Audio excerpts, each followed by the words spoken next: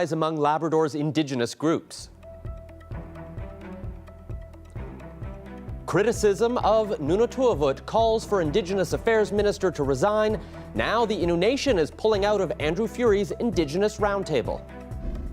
The provincial government says it's working hard to solve the housing crisis. Who could have predicted this housing crisis a few years ago? Everybody could have predicted this housing crisis a few years ago. Our transition houses have been full for months and years on end. Emergency shelter beds in this province have been full.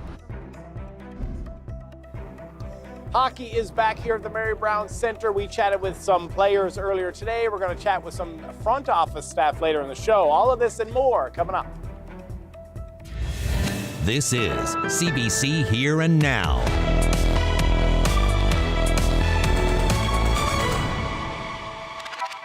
Good evening and welcome to Here and Now. The Innu Nation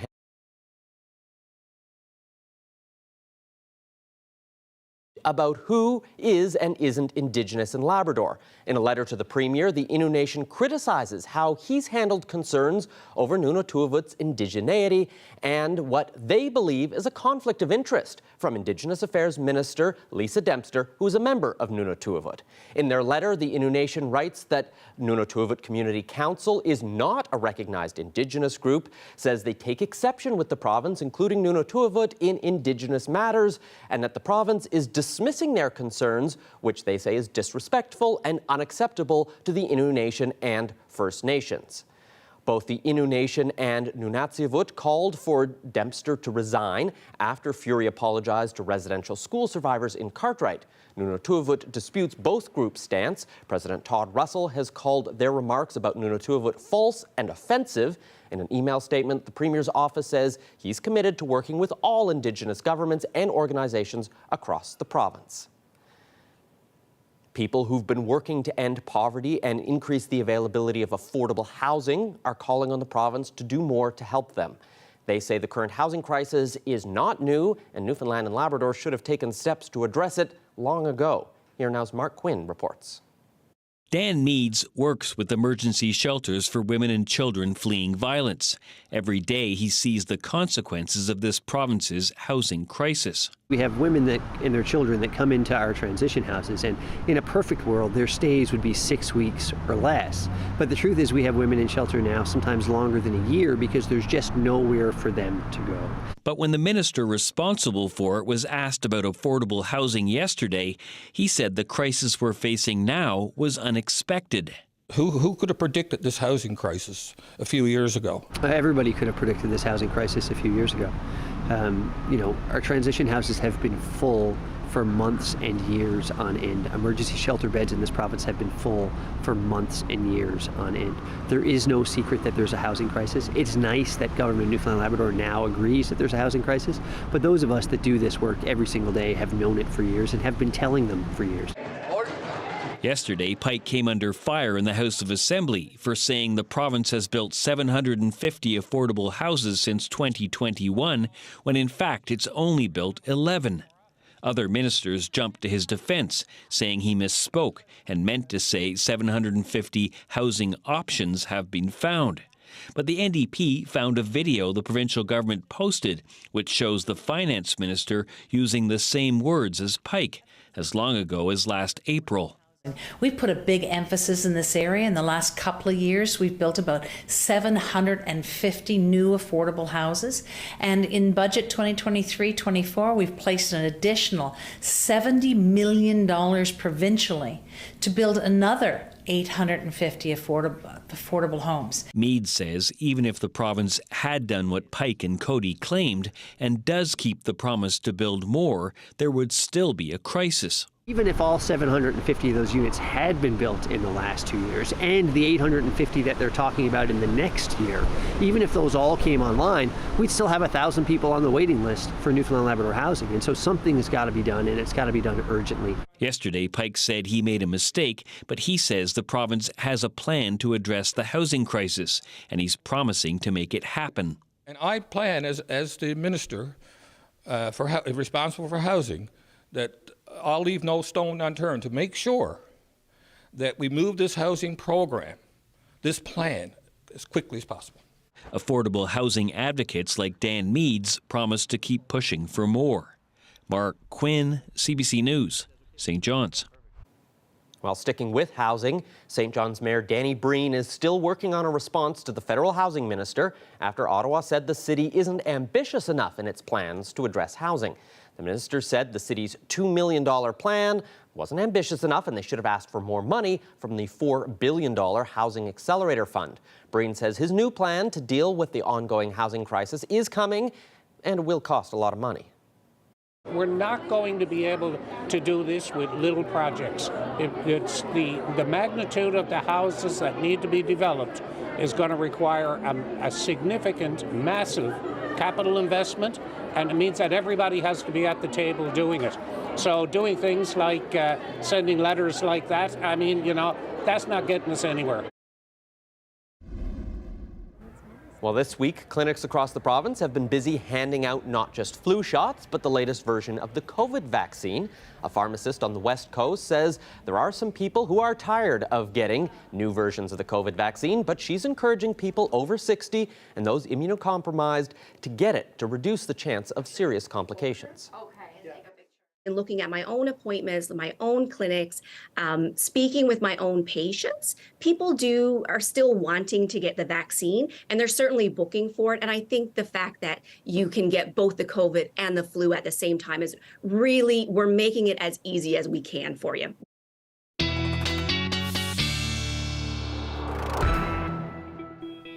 Happy Friday evening to you. Heather Gillis here in for Ashley. Weather on the way. There is a lot of it, and it's going to be wet. Let's take a look. Cloudy for the most part tonight with some showers late in the night and overnight for places. Tomorrow, rain. Sunday, more rain, quite a lot of it. Take a look at this here. So what we see here in the gray, that's a special weather statement from Environment Canada. There's 40 to 90 millimeters of rain for some areas of the province on the south coast here, from Burgeo to Channel Port aux Basques. You could get up to 100 millimeters of rain. And of course, we've got a wreck house wind warning on top of it. It's going to be wet. It's going to be windy. It's not going to be a great looking weekend. Right now, from Lab West to Central Labrador, we've got a band of showers there. Some showers possible on the west coast, cloud for the rest of the island. But as we head in towards the overnight, we'll start to see some of those showers creep up from the south. And by morning, they are going to sweep across the island. We'll break down where this rain is going to be and how much you're going to see a little later in the show. Thanks, Heather. It's a day that hockey fans have been waiting for. The Newfoundland Growlers are back. The team's 5th season kicks off when the puck drops tonight at the Mary Brown Centre in St. John's. And that's where our Jeremy Eaton is. He's down at the rink and joins us live. So, Jeremy, what's the situation looking like down there?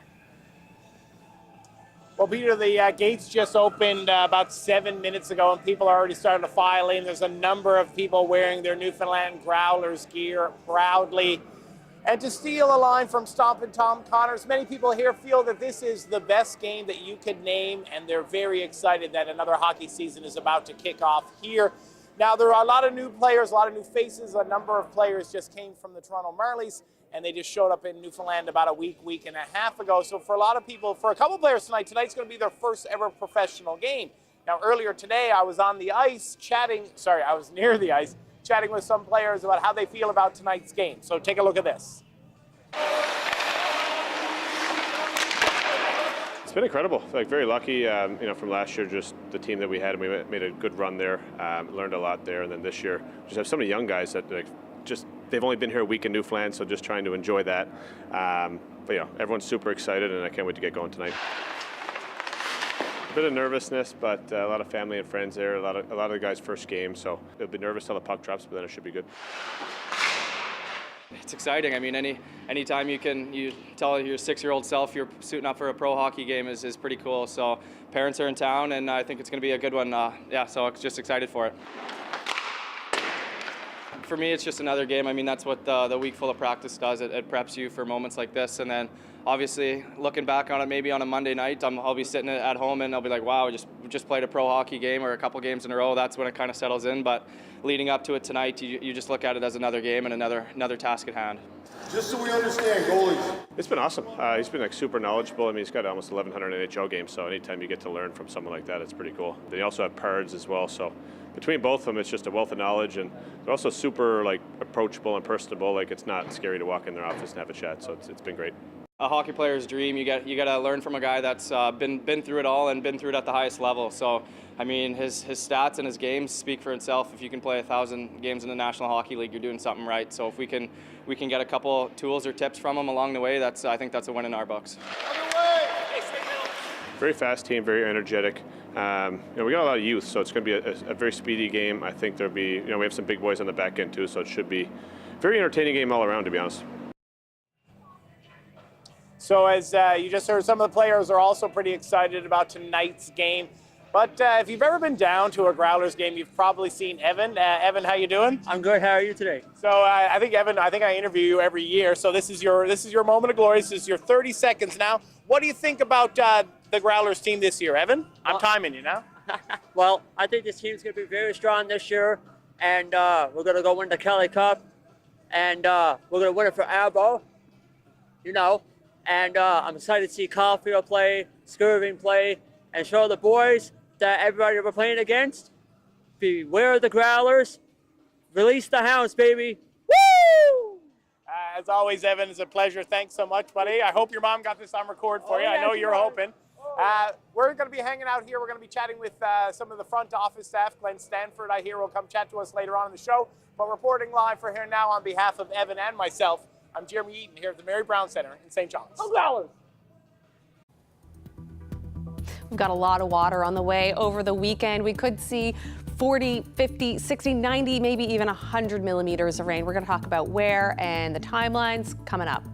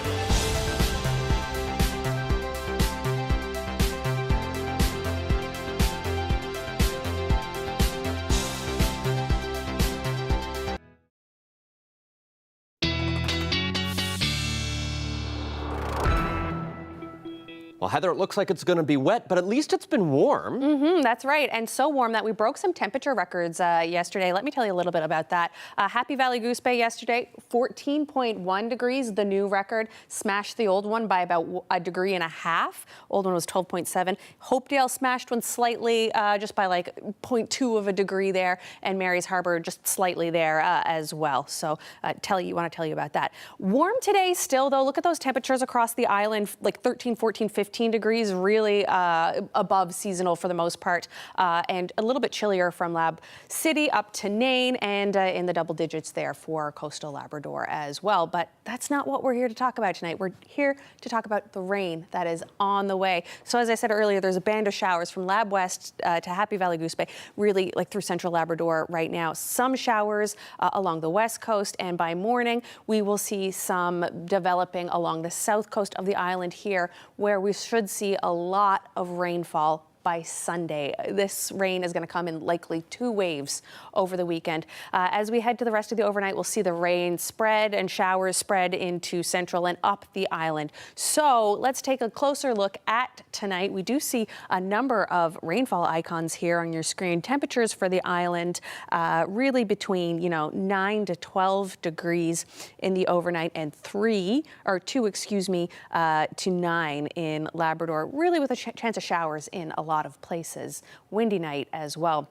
When we wake up tomorrow, we'll start to see some of those showers along the south coast here. By the time we get into lunchtime, they'll have spread across a lot of the island by this point, and into southern Labrador a little bit. And as we head towards the evening, they'll keep spreading east, as the rain often does.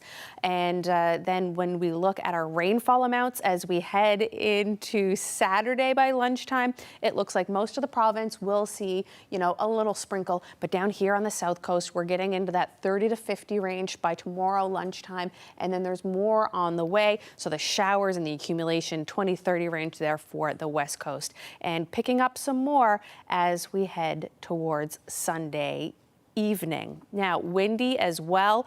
We could have a lot of gusty winds with this system as it moves through our province as well. You can see even right into Sunday before it backs off a little bit on Monday. Now, tomorrow, this looks, you see a lot of rainfall here, but what it is for St. John's, 15 degrees tomorrow. You should pick up 5 millimeters in the daytime, 10 to 15 in the evening. For the southern Avalon, Fairland, Placentia area, picking up about 10 millimeters tomorrow in the daytime, possibly 20 to 30 in the evening. So you're going to get your daytime rain, and then we're going to get rain into the night as well.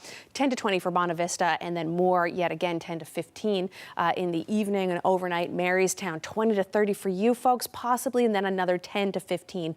Still warm with those temperatures in the mid to low teens tomorrow. Harbor Breton, 20 to 30 millimeters for you folks, another 10 to 15 in the evening. For Central, about 10 to 20 for you folks, depending on where you are, but a little less in the overnight, only 2 to 4 millimeters of rain. Heading a little further west now, look at this.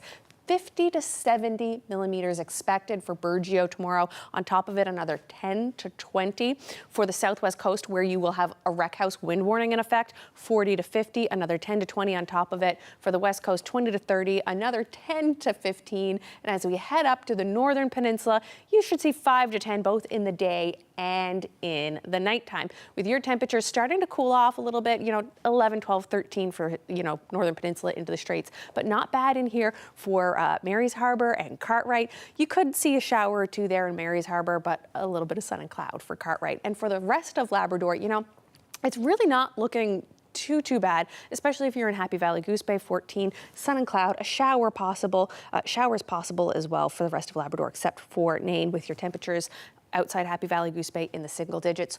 We'll talk about your long range later in the show.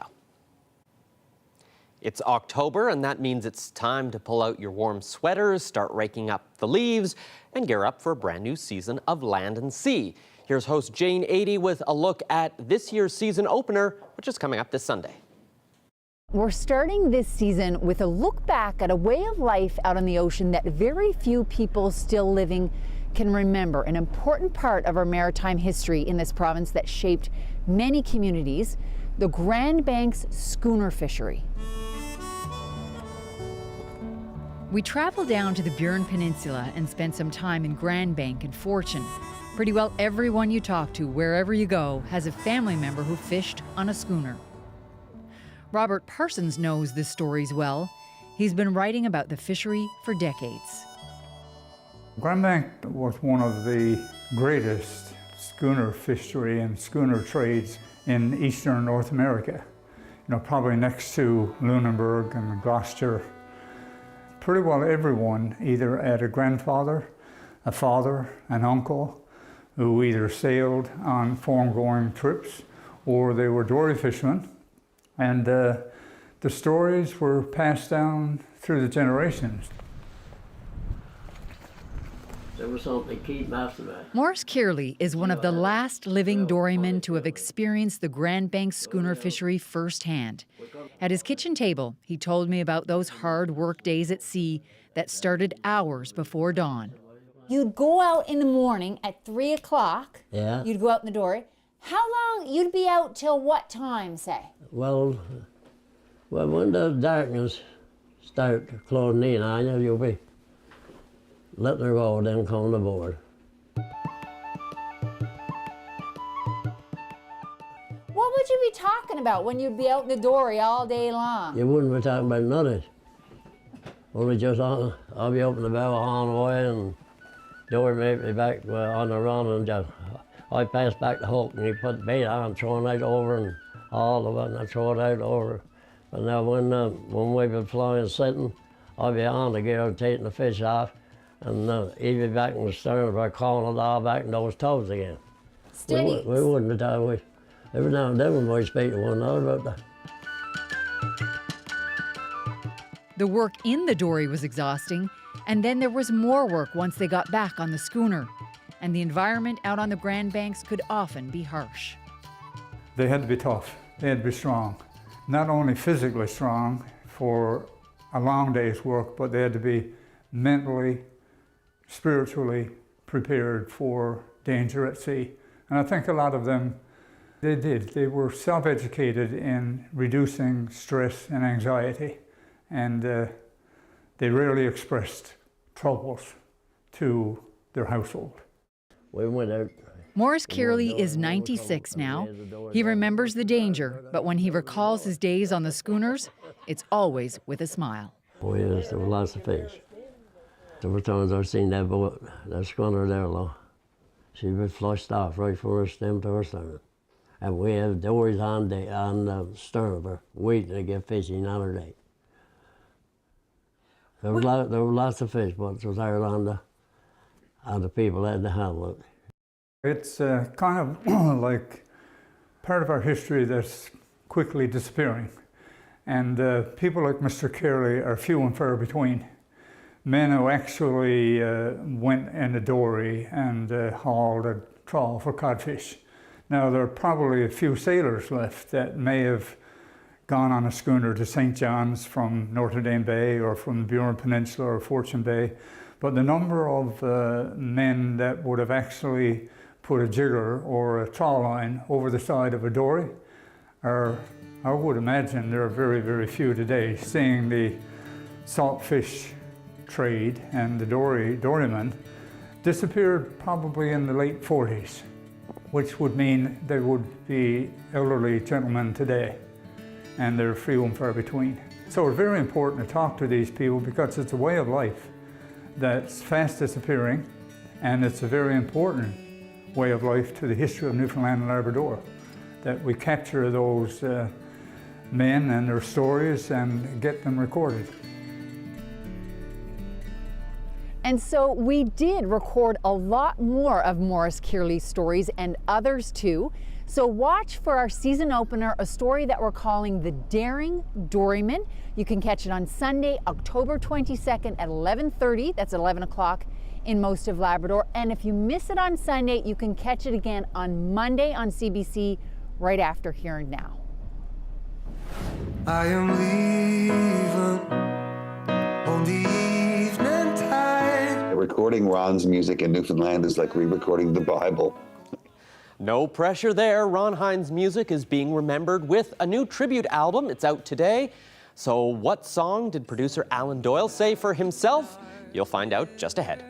Late one spring, and with everything gone, you could see everything.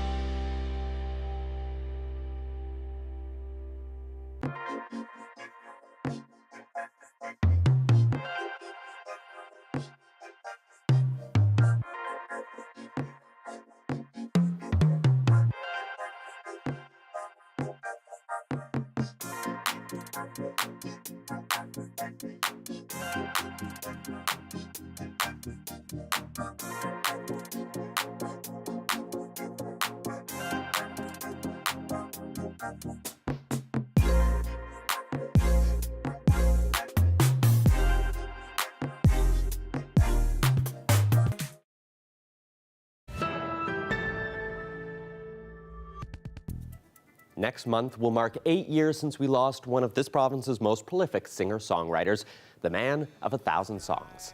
But Ron Hines' music still lives on.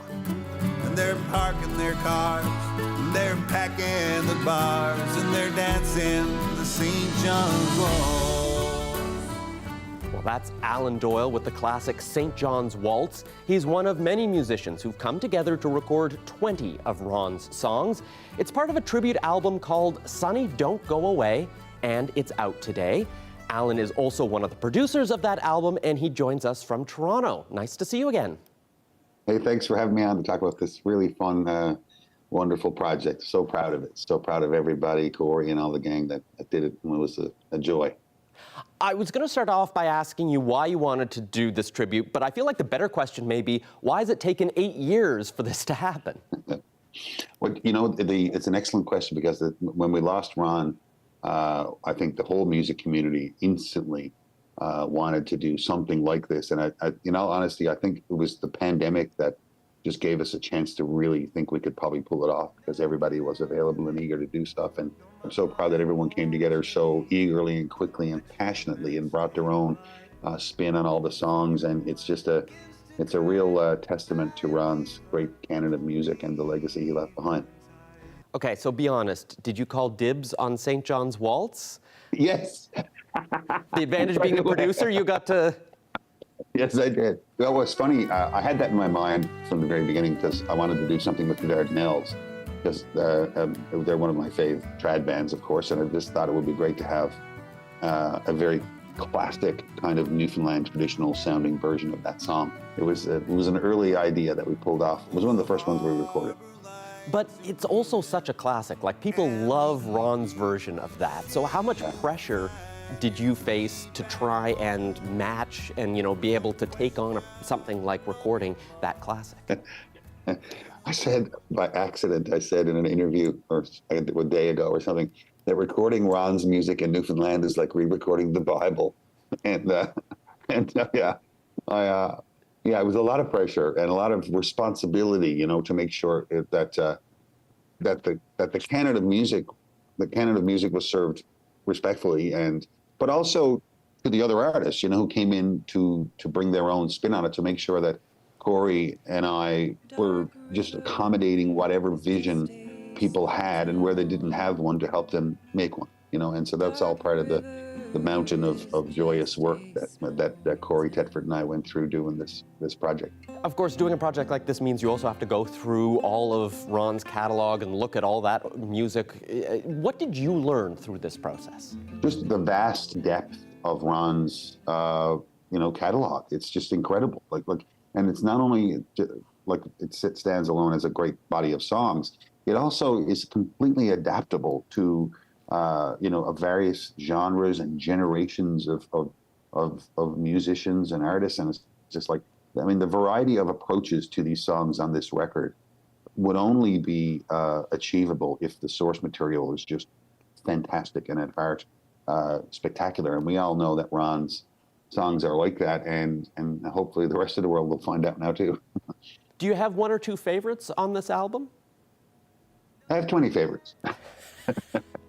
There's a couple of really special things on here, like there's a group of 3 or 4 songs, Corey's song, Barry Canning's song, Glenn Simmons' song, that the grand band effectively are the backing band. We had Sandy and Glenn and Boomer, and myself and Corey Tedford had pinch me moments for a few days when we had them in the studio we set up. That was awesome. There's a beautiful version of Sonny's Dream that Kelly sings. There's a beautiful version of Evening Tide that Tim sings. Amelia and Dwayne do Dark River. It's spectacular. I think one of my favorite productions on it it'll probably be a tie between Jodi's incredible version of Cryer's Paradise, Jodi Richardson, and there's a beautiful version of River of No Return that Mallory Johnson sings. And, not to keep going on and on, but like Jerry and the Once sing Atlantic Blue, and it's got 3 euphonium parts on it. And that's all you need to know right there. Now, Ron Hynes is revered in Newfoundland and Labrador, but I'm curious, you're in Toronto today. Do you think this album is going to get much traction on the mainland? Well, the response, just today, has been incredible. So part of the what would be a home run for this project is that if people, it's a celebration for all, people in Atlantic Canada, perhaps, who loved Ron's songs and love Ron, that, there's this great celebration of the songs they love. But even a bigger home run would be if people from up this part of the world and beyond discovered this national treasure that lived among us, and that would be amazing. Well, Alan Doyle, appreciate you joining us, and I can't wait to listen to some of the music. Thanks for having me on. I appreciate it. See ya. Well, we're about 20 minutes away from the puck drop at the Mary Brown Centre in St. John's. That's where the Newfoundland Growlers are kicking off their 5th season, and that's where our Jeremy Eaton is live tonight. So, Jeremy, how's the crowd looking there now that folks are starting to arrive? Well, I don't know if you can see, we're up here on the concourse because the stands got too busy. We couldn't hang out there, but this place is blocked. It's rocking. If the Mary Brown Centers are rocking, the Growlers are a knocking, that's for sure. But here to talk more about hockey is the Growlers' Glenn Stanford. Glenn, always a pleasure. Thank you for having me. So, 5th season for the Growlers. How's the team looking, Glenn? Well, it's, as you know, we got a little late start this year. We didn't get our players back from Toronto until last Saturday. So a combination of a lot of AHL players from the Toronto Marlies and a number of ECHL players that we picked up. So it will be interesting to see. Matt Cook has done a wonderful job, and Adam Party in a very short period of time to get our team ready. So that's why they play the games. Let's see what happens. How big of a deal or how exciting was it for your organization to be able to pick up or to be able to get a coach with the experience that Matt Cook has? Well, it's been unbelievable. I mean, he has,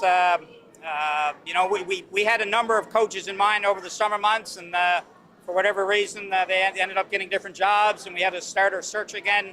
But when you can find a coach who played in the National Hockey League over 1,000 games, you got to grab that guy. He comes with an incredible pedigree. He's an extremely intelligent person to talk to. And I think our fans are going to learn to love Matt Cook in a very short period of time with me. He's a very good individual. Hey, yeah, you can say hi. So people are walking by figuring out that we are the news. And I'm not sure if they know that we're on live, but we are. This is the Growlers' 5th season. When you folks started this with Dean McDonald 5 years ago, whatever you started, did you ever imagine it would last this long? Or what sort of, I don't know, I've never built a hockey team, so I don't know. Like, do you expect it to last a period of time? I didn't think I would last this time. If you had asked me 5 years ago to think I'd be here tonight, I'd tell you no. But no, I think it's. I think the nice thing about the ECHL when we decided to go in that 5 years ago was that it was going to be our team, and it became the Growlers, and it became the identity of Newfoundland. It became the fans' team, and the fans embraced it. And the neat thing about it is that it's ours. And it's not like the American Hockey League where they can choose to move it because they can't choose to move Newfoundland Growlers. So, to be honest with you, when we started it 5 years ago, we thought we should be here forever, and I think we will be here forever. Now, we got a quick 30 seconds left, but you got a lot of fans here tonight, more than 4,000, I guess. What's the pitch to get a few more people to come out and put their butts in the seats this year, Glenn?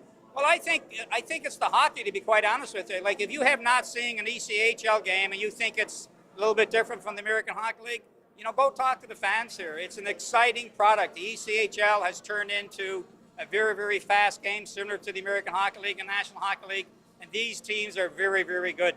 It's a great brand of hockey, and it's a lot of fun off the ice as well. So if you're looking for entertainment, this is the place to be. I appreciate your time, Glenn. Thanks so much. That's Newfoundland Growlers' Glenn Stanford. I'm Jeremy Eaton reporting live from a very loud Mary Brown Center in downtown St. John's.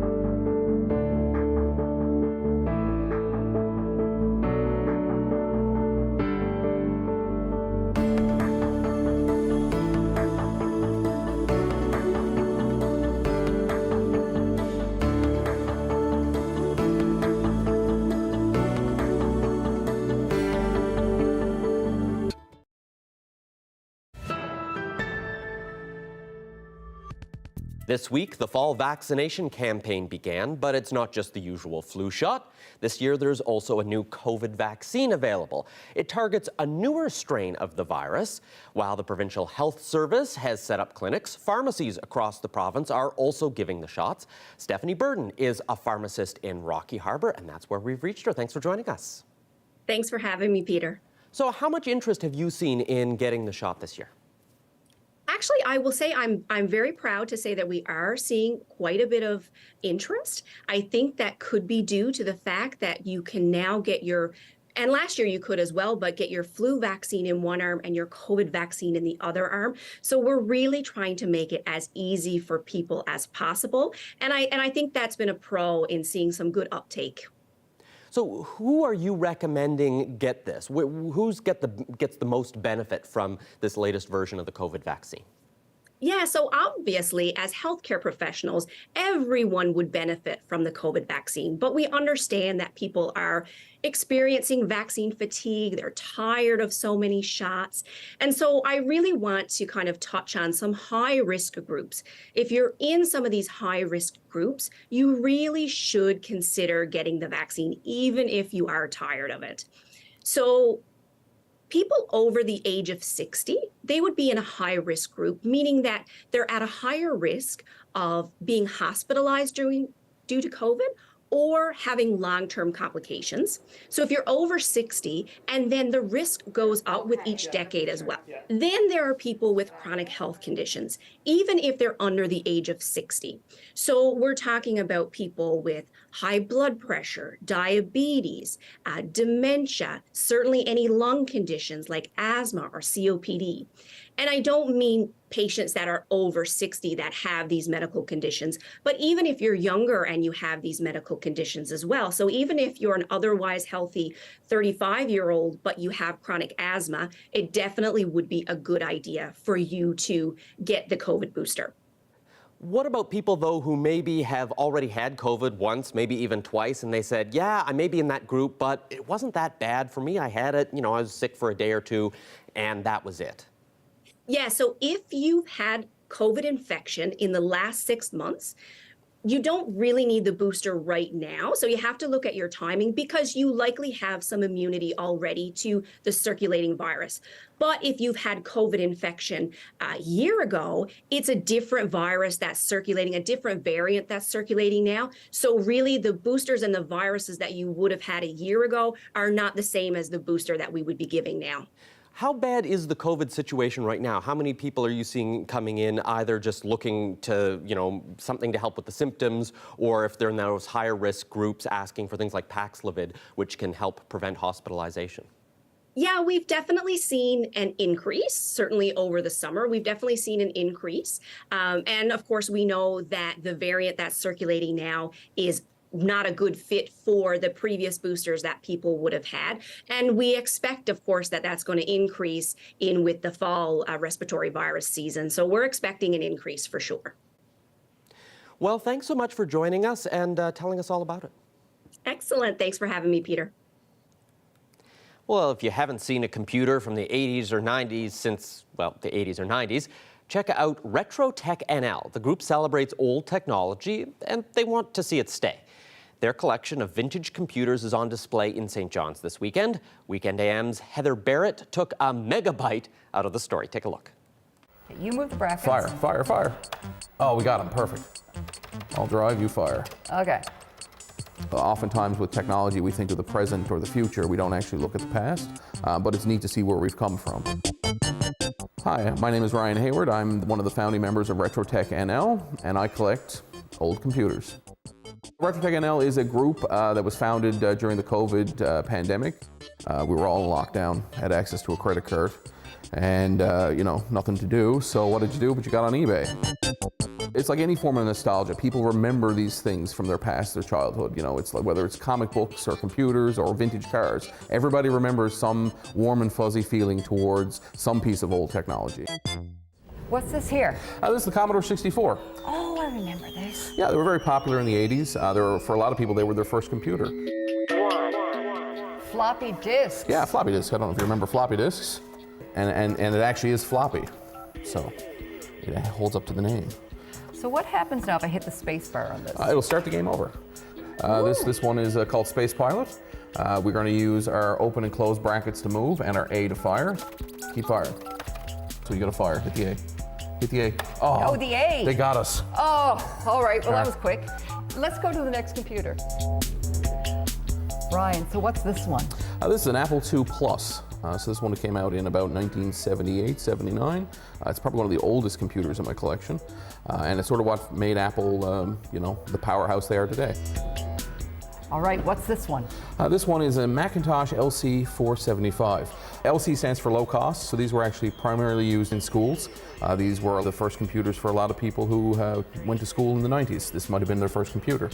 So you got a bit of modern technology to help out with your retro tech? Yeah, so this is a 3D printer, and we use them for all sorts of stuff, but in the retro world, they're fantastic for building and replacing parts that we can't get anymore. So this one is actually currently building a paddle knob for an Apple II video game controller.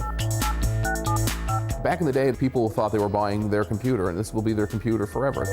When someone spent $299 on a Commodore 64 in 1983 or 84, you know, they thought, this is the computer I'm buying for my kids. This will be their computer. And that's why we have to hold on to some of this stuff, because technology progresses so quickly. It needs to be preserved for history's sake, you know, because we don't want to be 30 years in the future looking back going, well, I wish I'd saved that thing, because that's so cool.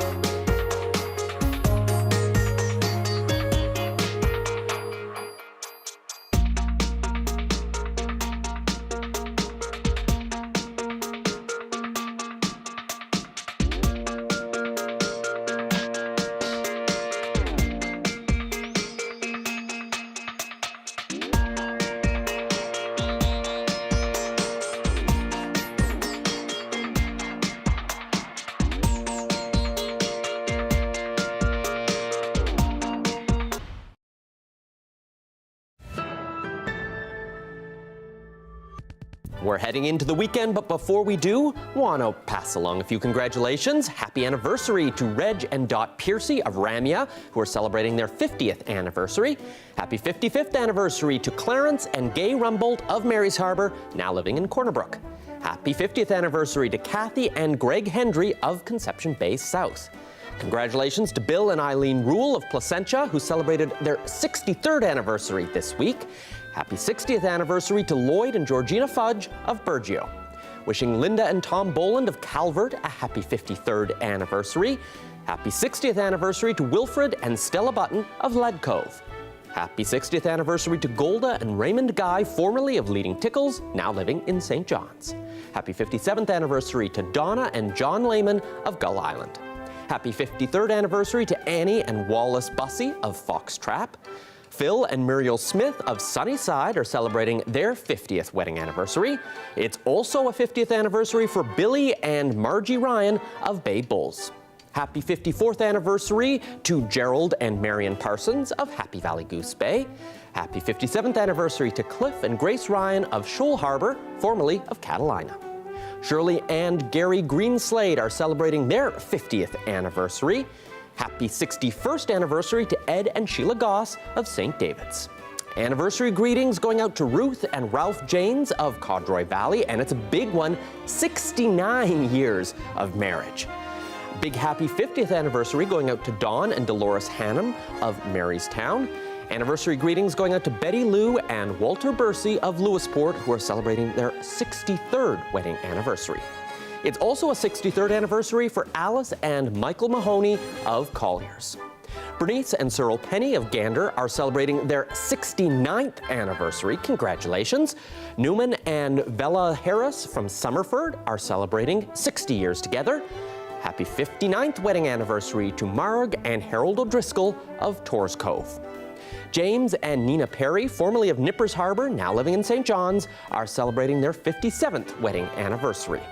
Happy 59th anniversary to Alfred and Bessie Osmond of Norris Arm North. Happy 60th anniversary to Charlie and Clara Strobridge of Mount Pearl. Now for some birthdays. Happy 93rd birthday to Mary Pope of Channel Portabasque. Happy 90th birthday to Edgar Hindi. Mary T. Lewis of Colliers is celebrating her 95th birthday. Gilbert O'Keefe is celebrating his 91st. Edna Hunt from St. John's is also celebrating this week. Happy 91st birthday to William F. Collins of Placentia. Eva White is celebrating her 95th birthday. She still lives on her own in Deer Lake. Happy 91st birthday to Beatrice Durnford of François, now living in Burgeo. Wishing a very happy 92nd birthday to Mrs. Marion Small, formerly of Lewisport and Gander, now living in Carbonear. Happy 90th birthday to Mrs. Rita Beaton from Norris Arm. Happy birthday to Eileen Buckle of Corner Brook. She's celebrating her 90th. Happy birthday to Dorothy Taylor French, formerly of Cupids, now living in Ajax, Ontario, celebrating her 96th birthday. Birthday greetings to Albert Knoll, celebrating his 93rd birthday. Albert lives in Carbonear. Birthday greetings to Ralph Fudge of Lewisport, who is celebrating his 92nd birthday. Happy birthday to Phyllis Fiender, who will be 94, formerly from Fortune. She's now living in St. John's. Happy birthday to Classy Marshall. She is 91 from Portabasque. Happy 92nd birthday to Glenna Ash, who still holds out hope that the Maple Leafs might finally win the Cup this year. She does remember when they last won in '67. She lives in Corner Brook. Happy 92nd birthday to Cinderella Button, born in Greenspond, now living in Mount Pearl. Happy 91st birthday to Margaret Pride, formerly of Twillingate, now living in Lewisport. A very special happy birthday to Douglas Frampton, celebrating her 101st birthday. She lives in Grand Falls, Windsor. Congratulations to everyone.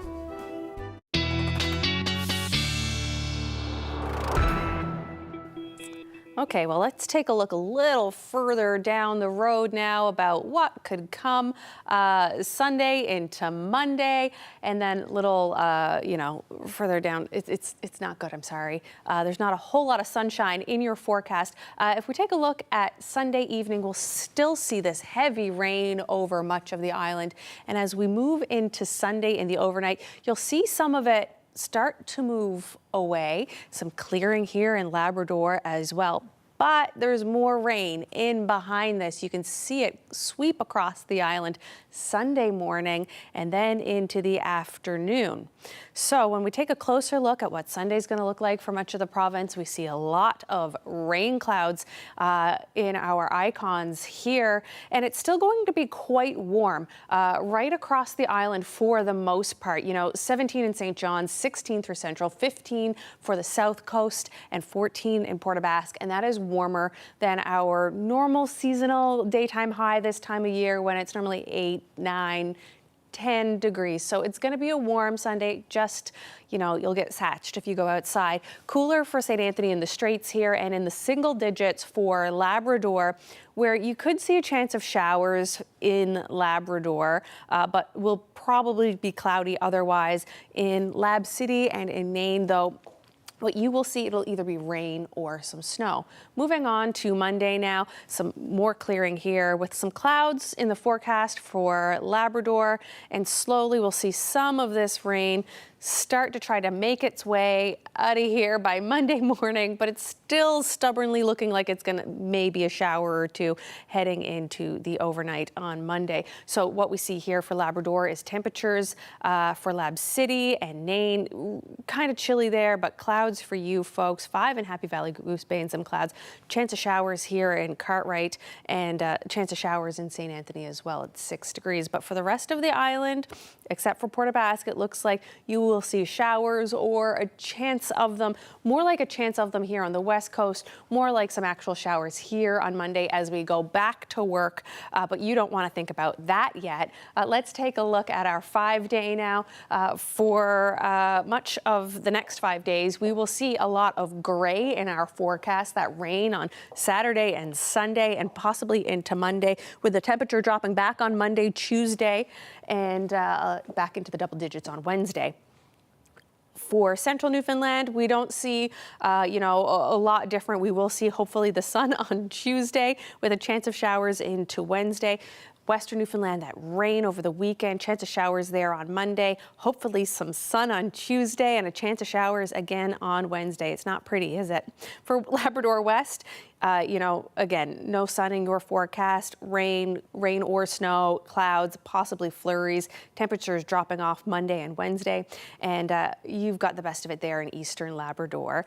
Taking a look now at our weather photo. There's no rain in this one. It's beautiful, swift current.